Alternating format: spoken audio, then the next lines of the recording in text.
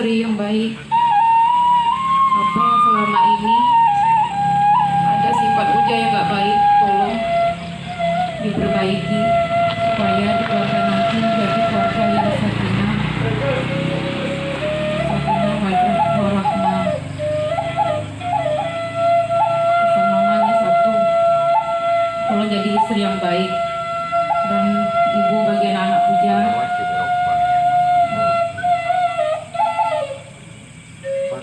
Dan itu pesan mama. Terima kasih.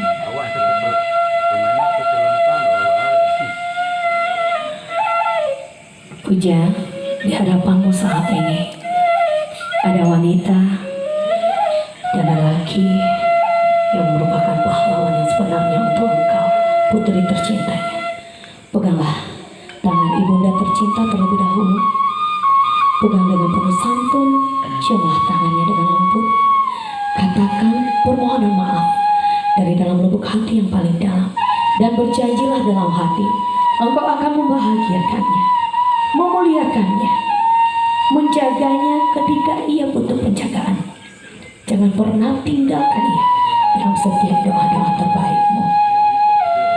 Berjanjilah cinta untuk mereka tidak akan pernah pudar di dalam hatimu. Peluklah ibu tercintamu, peluk dengan penuh kasih. Katakan engkau mencintainya sampai kapanpun dan tidak akan pernah tergantikan dengan apapun juga. Ia